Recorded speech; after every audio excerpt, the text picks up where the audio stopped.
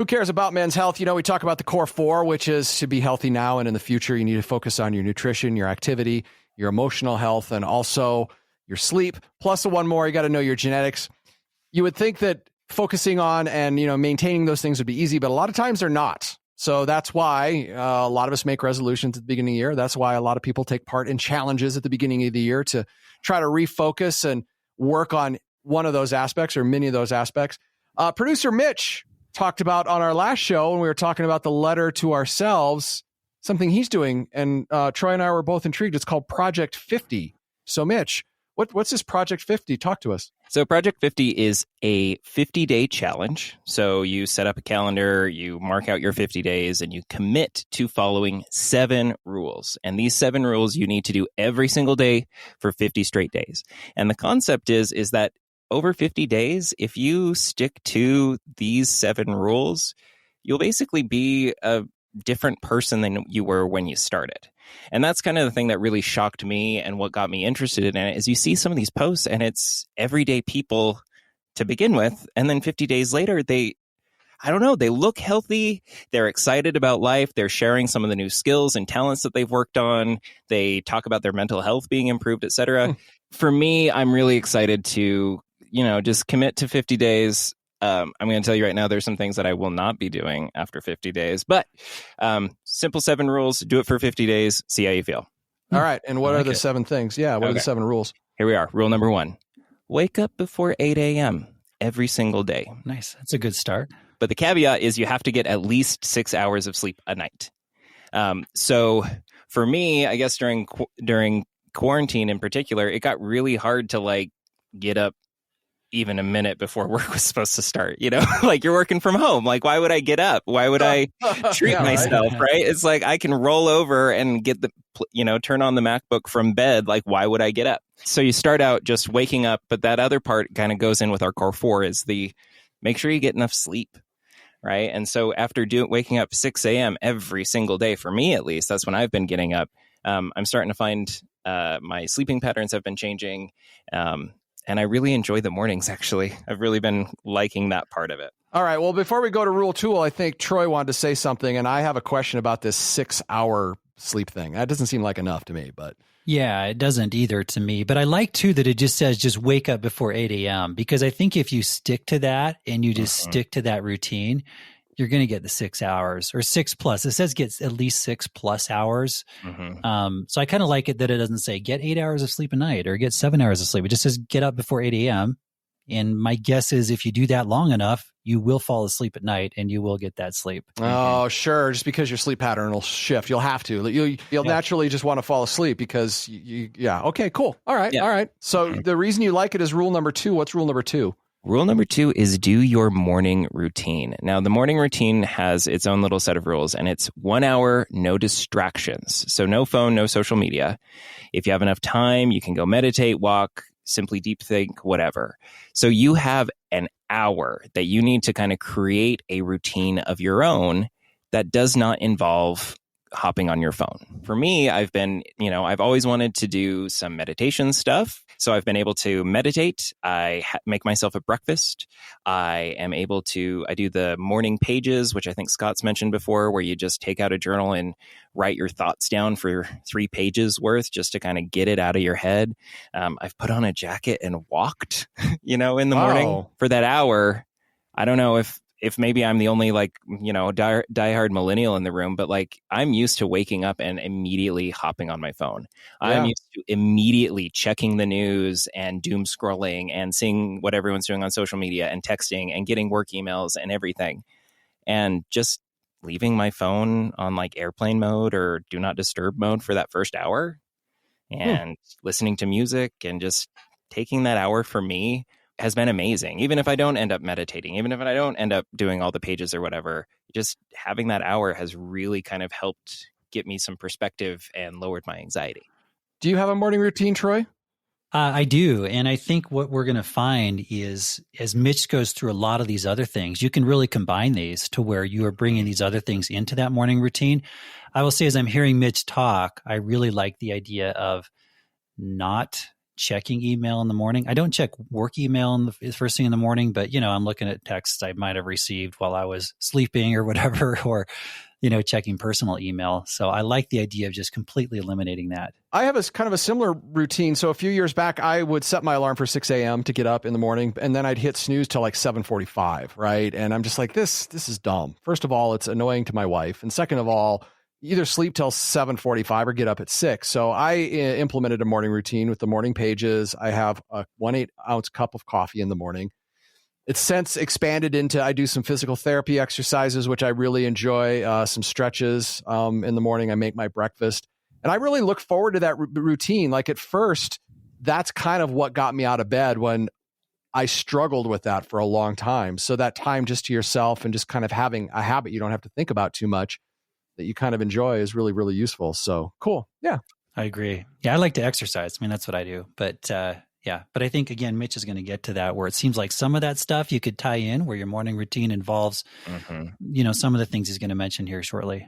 Like for anyone who's like maybe thinking about maybe doing this or kind of like hesitant, like take a look at what do you do for the first hour of your day right now, right? Now that I've started to like build my routine, right? In the last 4 or 5 days, I'll be like, well, what do I do for the next 10 minutes? Oh, I could do this. And just to start the day off with something that's just for you and to start the day with doing something that's good for you, I cannot tell you how much better the rest of the day feels, right? You've at least done one good hour for yourself that wasn't work related or filled with the news or whatever, What's rule number 3 then? Rule number 3, exercise for 1 hour a day. And here is the kind of...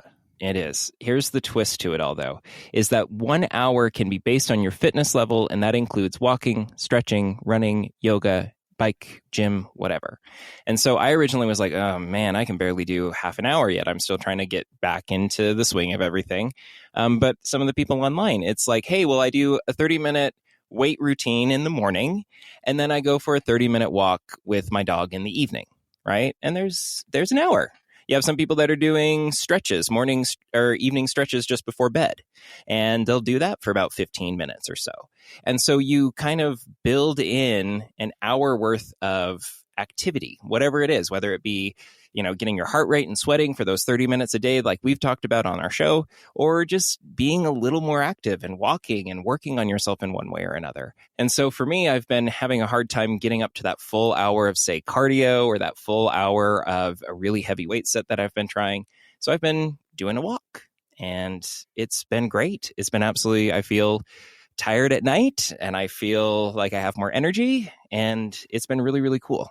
And it sounds like that's now part of that first hour of the day where so you've been able to tie exercise into that. So it's not like you've just got an hour here, an hour here, an hour. Yep. It's like, you kind of combine these. Which is good because I was looking at these rules and it wants a lot of hours. Like where do you have, time for anything else, right? Yeah. So that's good that you can combine. Because there's more hours coming up on this. So that was my thought. Who has this amount of time? And I do love, instead of exercise for 1 hour a day on rule 3, I wish they'd say, do something physical or activity, because I think in my life, I've discovered that my physical therapy exercises, which are not really technically exercises because they don't necessarily make me sweat, but they make my body feel better and they help me rehabilitate some of the nagging issues I've had. I think there's value in that. And I think our culture devalues that because exercise is this very narrow thing that it has to be run or lift weights or bike. And I mean, I do body weight exercises on days that I even weight train for 5 or 10 minutes. And that even kind of helps loosen things up as well. So that falls right in there as well. And again, I think we're conditioned to think that does not have value. Like, oh, you're just squatting your body weight. Well, I think it does, because I think it does stretch things out and I think it's good for you. Gets the blood moving, that sort of thing. Oh, for sure. Increases your range of motion, joint health, all that stuff. So I agree. A lot of value in that. So we've got a bit of sleep, one of our core 4. We got a bit of physical activity, another part of our core 4. But the next one is rule number 4, which is read 10 pages a day. And those 10 pages need to be from a motivational, psychological, business, or educational book. And I have been delighted, to be honest, about sitting down and reading 10 pages because I'm reading stuff that I would not normally read. I'm usually, when I read for entertainment. And so I'm reading Dune or a sci-fi novel or, something fictional, which is fun and which is fine. But I'm finding some of these books that I'm reading to be absolutely fascinating and kind of giving me different perspectives on myself, on history, on society at large. And it's been really, really kind of cool that they've chunked it down to just 10 pages. Depending on the book, that can be anywhere from 10 minutes to 30 minutes. And you're not reading a whole chapter, you're not reading a whole book, you're just sitting down and chunking away a little bit every single day. And I do that with my morning routine. I read while I'm eating my breakfast, I write, and then I meditate. That's what I kind of do with my morning, and I can knock out a couple of rules at the same time. And what seems to be people's take on this? Like, are they, again, I'm trying to think, like, if you're trying to manage your time, are they potentially like listening to audiobooks as they're exercising, or is the take that you have to be sitting down with a hard book with paper and, not reading on your phone? I'm curious how people approach this. Are you just trying to multitask the best you possibly can? Like, how can I do this all in 1 hour in my morning routine? That's kind of what I'm thinking, honestly. And there's nothing wrong with that, Troy. I mean, we're trying to chuckling at it, but why? If you could, why not? Yeah, if you can condense this to an hour, do it. That's what I say. I don't know. Maybe there is something also to be said spreading some of this out throughout the day. Too. I don't know. Maybe so. No, but there is some people that are doing the audiobook thing, and they'll do it when they work out, or they'll do it on their morning walk or whatever. So then they don't have to read, and they can kind of double up like you're doing. I might modify that for myself. I might do it 10 minutes a day because I can commit to that. And like you said, some books, 10 pages might be really dense. Yeah. Mm-hmm. But like 10 minutes, like if I'm like, oh, I didn't get my book read yet, I can go, all right, I'll just sit down for 10 minutes now. And a lot of times when I do that, I end up reading longer anyway. But yeah, and that seems very reasonable. Yeah, I mean, if you've got a book and you're reading it and there's, it's like you said, it's very dense, or you're giving something a lot of thought, like it's they talk about the self-help books here, education, maybe it's philosophy, something like that. It seems like it would make sense to say, I'm going to have 3 pages and really put some thought into this rather than just trying to get through 10 pages. And that kind of moves us towards the next one. If we're trying to make as much time as possible, the thing that's been really kind of difficult, but I'm so glad that I'm making the time for it, is rule number 5, which is to dedicate 1 hour towards a new skill. This one's crazy. This is the one that jumped out at me. Like, whoa, it's a lot of time. Well, and what would I do? So I'm focusing on 2 things. I'm getting back into photography and advancing my cooking. So I bought myself that America's Test Kitchen cooking school cookbook that I talked about. It is 800 and something pages, and I read or cook for an hour.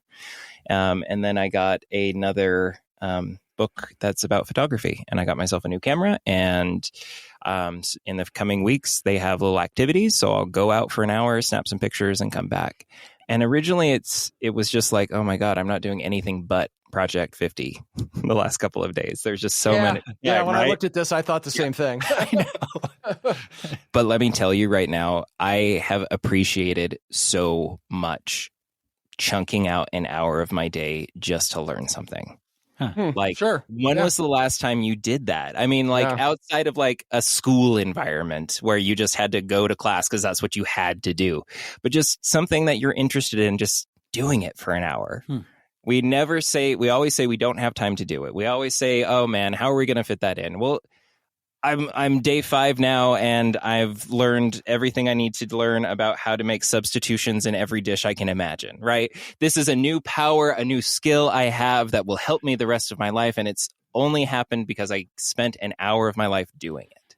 And so I'm pro rule 5. It seems really, really hard, but if you have the ability to just give yourself an hour, I cannot tell you like how much just a sense of accomplishment, how much enjoyment I'm getting out of just making an hour for myself. Oh, you've inspired me, Mitch. I saw a video recently of a woman who said she was going to learn to dance. And then you may have seen this at some point, but it's like she filmed herself dancing at various points and then becomes a really good dancer. That's going to be me. And That's awesome. Yeah. I'm joking. I would be a horrible It could dancer. be. What? Get into dancing if you want to dance. Can Do you it. imagine me like trying to do that? I guess I could, but The only one laughing is you, Troy. I mean, I think that if that's something you want to do, if you dedicated an hour towards that every single day for 50 you days, would be a really good dancer. You would be a really good you would probably be amazed about. I don't know if I could take myself seriously trying to do it, but It might take the first 5 or 6 days, but eventually you would, I think. Yeah. Well, I mean, that might be kind of fun, right? Or guitar or, who knows what. But not only is this good for your emotional and mental health, because with like photography, you can get in that flow state, which we know is good for your emotional and mental health. But, other types of things when you're learning, you're exercising your brain, right? And there's research out there that shows when you do new things, it actually helps stimulate your brain and can help prevent the onset of, dementia later on in life. So rule 5, I like it. And then we got our last 2 rules. Rule 6 is follow a healthy diet. Just commit to it. I've been doing meal prep. I've been doing all the recipes that TD, Teresa Dvorak, taught us. And I got a book about healthy meal prepping and meal planning. And so I've been cooking big batches on Sundays and eating it through the week. And it's not what I would have always thought about doing, is weighing my food and measuring my food. But here I am. I'm going to try it for 50 days and see what sticks and see how I feel. Yeah. I think here it says, maybe I missed you saying this, no alcohol, no soft drinks, generally less sugar. Yeah, that's kind of their overall recommendation. They don't go any deeper than that. For the new year, the healthy diet for me is I always eat my healthy veggie egg breakfast with oatmeal that I always do. If I can do that, I always feel good. And then I need to have at least one meal I can eat that's good for me at work. Those are my 2. That's how I'm trying to keep it simple. Yeah. Nice. Anything else on rule 6, or do we want to go to rule 7? No, it's that core 4 thing, right? It's that diet, and just do it for 50 days. And then the last one is kind of reflective, mental part of it. This kind of mindful part of it is track your daily progress. And I do it every night. I write down the positive and negative experiences that I have had with the program. And there's something about spending time not only working on yourself, but also like reflecting on what is and isn't working, and actually making sure that you spend time every day saying, is this working for me? Is this not? Actually devoting just a little bit of your time of your day to write down, I did not like that kale salad. It was gross. Let's not ever cook it again. Cross it out. Right. And so, and rather than just being like, oh, I'll never be able to eat healthy, it's just like, okay, well, tomorrow we'll try something a little different. Right. My workouts, it's like, oh man, like that was way too intense today. Did not love that. Let's go ahead. Let's spend some time tomorrow taking a rest day. Right. Rather than just blindly trudging through and committing to something, actually being a part of the process, being mindful of the process, being there for the process has been really great. I already know some things I'm going to continue to do and some things I'm going to not do after the end of these 50 days. Well, I like it. I mean, again, like you've mentioned, Mitch, it incorporates so much of what we talk about on here with the core 4. And it incorporates that whole piece of it. Like, hey, we've always talked about like, give it a month. So here you're giving it 50 days and you really try and make it part of your routine. Again, the biggest challenge for me as I looked at this is how do you find this much time in the day and do it consistently, not just be like, hey, I'm going to do this for today, but like, hey, I'm going to do this every day. But it sounds like you can kind of combine some of these things and there's some overlap there.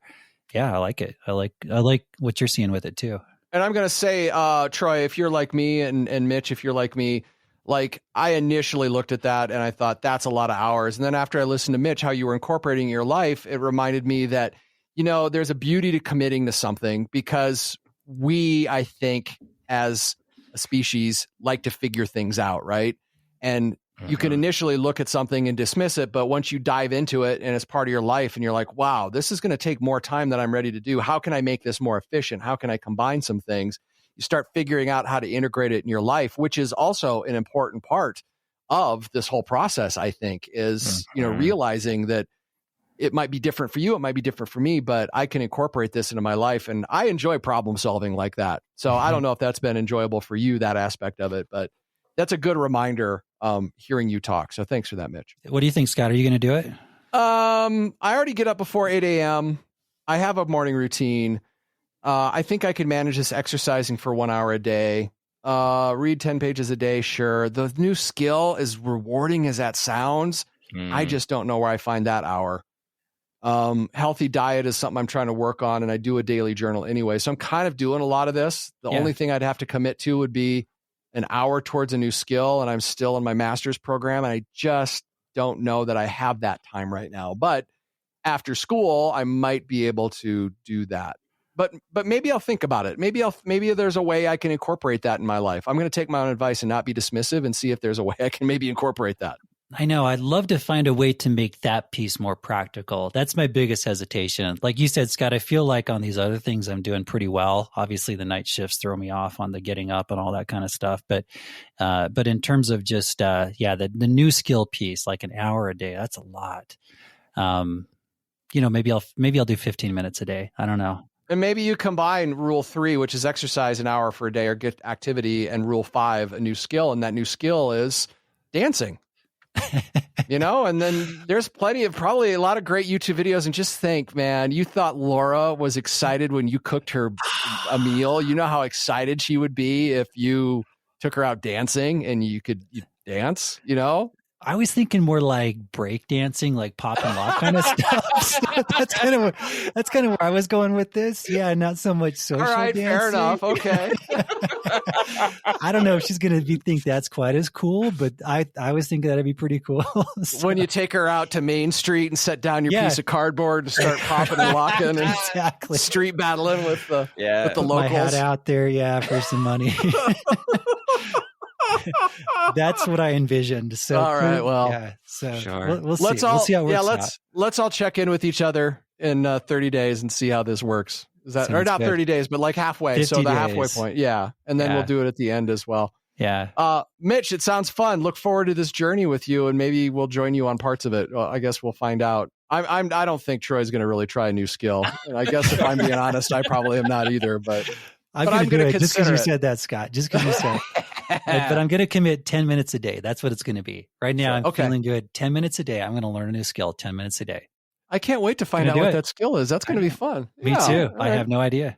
All right. If you want to join us, you can, do so. We'll put the link in the description. You can also go and, have a back and forth with us. There's a lot of ways to do that, and Troy's going to tell you about those. You can email us, hello@thescoperadio.com. Reach out to us on Facebook, facebook.com/whocaresmenshealth. We'd love to hear from you on our listener line, 60155-SCOPE. And I think that covers it, doesn't it? I believe that it does. That's it. Thanks for listening. Other if you found this personal cell number, which I'm going to give you right now. Thanks for listening. If you found this valuable, please share it with a friend. If there's a particular episode or you found this episode valuable, that's the best way to help us grow the podcast. And thanks for caring about men's health.